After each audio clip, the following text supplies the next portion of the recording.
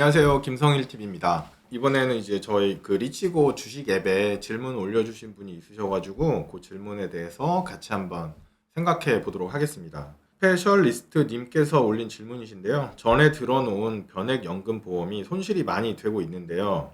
해지하는 것이 나은지 아니면 뭐 종목 비율을 변경하는 게 좋을지 잘 모르겠네요. 이렇게 질문을 해주셨어요. 변액연금 보험도 있고 뭐 변액 유니버셜 이런 거 많이 하시잖아요. 그래서 이분께서 이제 본인 계좌를 캡처해서 올려주셨어요. 여기 보시면 우리 아이 변액연금 무배당 2종 적립이라고 되어 있고 2012년 2월에 계약을 하셨어요. 그러니까 10년 넘었죠. 그래서 뭐 이 상품은 뭐 채권형 50%, 주식형 뭐 20, 인덱스 20, 뭐 이런 식으로 들어가 있나 봐요. 그런데 일단 성과가 보면 2022년 1월 기준으로 보시면 10년 동안 납입을 했는데 총 2,400만 원을 납입했어요. 그런데 현재 실지급액이 2,120만 원, 원금보다 280만 원 정도 손실 본 상태죠. 그러니까 이분께서는 아이고 이거 10년을 부었는데 아직도 손실이에요. 그래서 어떻게 해야 되냐? 뭐 여기 포트폴리오를 바꿔가지고 뭔가를 해야 되냐? 이렇게 고민이 되시는 거죠.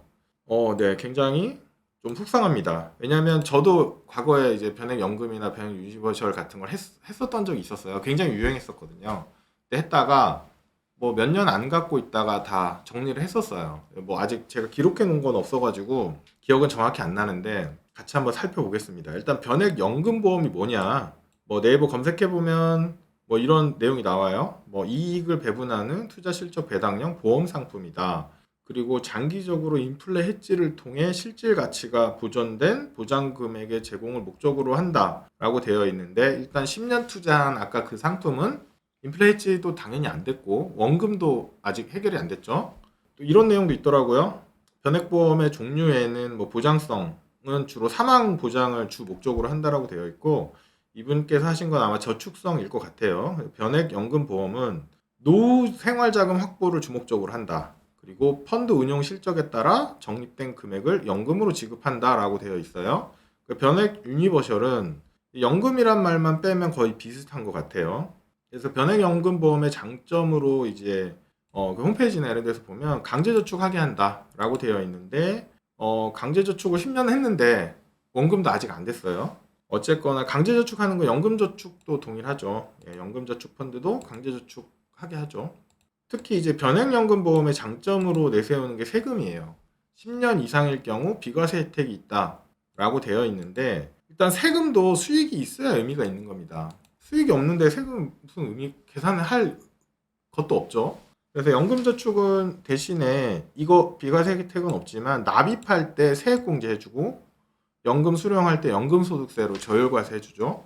뭐 1200 이상 인출 시에는 종합소득세 과세가 되는데 연금보험은 일단 수익이 뭐 안 나가지고 좀 그렇습니다.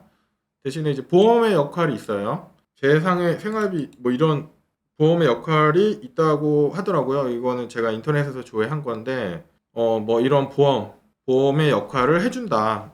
변액연금 보험의 단점은 사업비가 크고 운용 실력이 좋지 않은 것 같아요. 그래서 수익률이 낮고 물가 상승률도 못 따라간다. 여기 이제 열어보시면 뭐 이런 기사들이 있어요.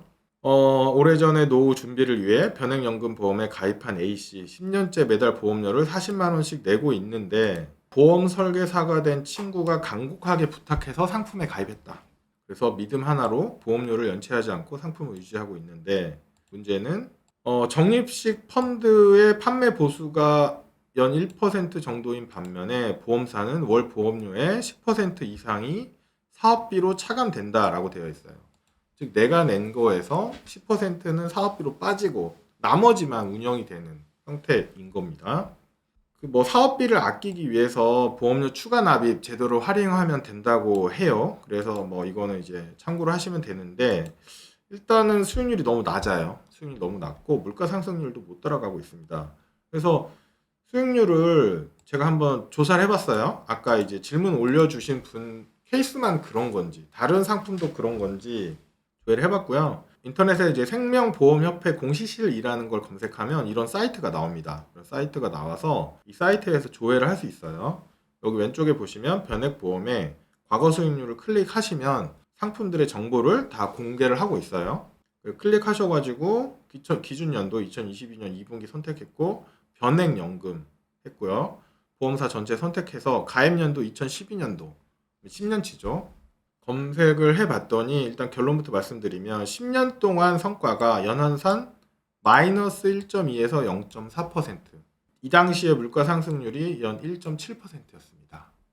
네, 물가 상승률을 아주 많이 못 따라오고 있죠. 그래서 여기는 이제 상품별로 이제 아까 그 사이트에서 좋아한 건데 뭐 한화, ABL, 삼성도 마이너스 1%, 누적 마이너스 10%예요. 삼성생명. 뭐 흥국 뭐 마이너스 7.7, 교보, 뭐 DGB, 미래에셋도 마이너스 2.5%, 뭐 등등등. 예. 뭐 플러스 난 것도 있긴 있어요. 플러스 난 거가 IBK 연금보험이 누적 3.9%, 연 0.4%. 물가 상승률이 1.7이라고 했잖아요. 물가 상승률을 못 따라가고 있죠. 그리고 이제 변액 유니버셜이라는 것도 제가 조회를 해봤어요.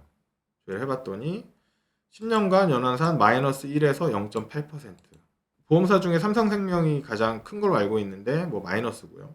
교보 마이너스, 미래셋 플러스네요. 플러스긴 한데 연 0.2%.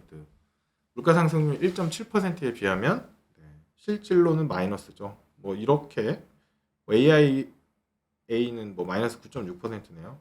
이렇게 이제 손실이 많아요. 연금보험하고 연금저축보험은 차이는 요거는 이제 삼성생명 홈페이지에서 가져온 건데 연금보험의 가장 큰 장점이 연금 수령 시에 이제 15.4% 원래 세금 내야 되는 거게 비과세 된다는 건데 비과세도 다시 한번 말씀을 드리지만 세금도 수익이 있어야지 내는 겁니다. 수익이 없잖아요. 그런 문제점이 있다. 물론 고액자산가인 경우에는 이런 상품을 활용할 수도 있을 것 같긴 한데 그거는 저 같으면 잘 모르겠어요. 저는 안 할 것 같아요. 문제는 절세도 절세지만 수익이 나야 절세를 하는 겁니다.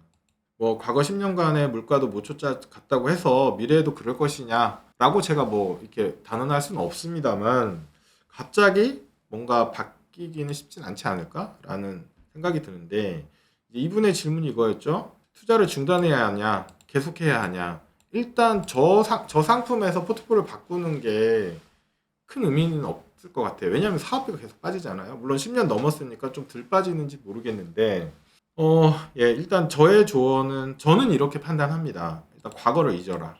다른 투자도 마찬가지입니다. 주식을 하시는 분, 뭐 미국 주식 하시는 분, 뭐 나스닥 QQQ 하시는 분 마찬가지인데, 내가 얼마 동안 갖고 있었는데 해지하기가 좀 그렇다. 이런 거 많죠. 이런 거 많고, 그 다음에 손실이 아까워서 매도를 못 하겠다. 매도를 하는 순간 손실이 실현되지 않냐. 이런 거 있고요.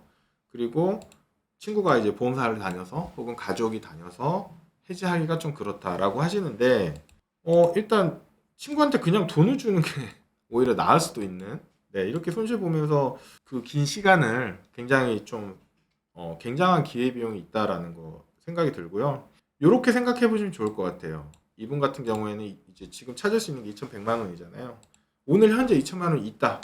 그리고 오늘 현재 투자를 결정한다라고 생각을 해보는 거죠. 그럼에도 불구하고 그 상품에 들어갈 거냐 혹은 그 주식을 살 거냐라고 판단해 보시면 좀 다른 결정이 되실 것 같아요. 그래서 상품의 기대 수익률을 일단 검토를 해야죠. 예를 들어서 지금 2천만 원 있는데 연금저축보험 가입할 거냐? 안 할 것 같아요. 그죠? 기대 수익률이 마이너스잖아요. 그리고 위험성을 살펴봐야 돼요. 요거는 이제 데이터가 없어서 제가 확인을 못 해봤지만 뭐 변동성이나 최대 낙폭, 손실 최장 기간 등을 확인해 볼 수 있어야 될 것 같아요. 그 다음에 비용도 체크를 해야겠죠. 보험은 이제 사업비가 나간다고 아까 말씀드렸고 펀드는 판매 보수가 나가고요.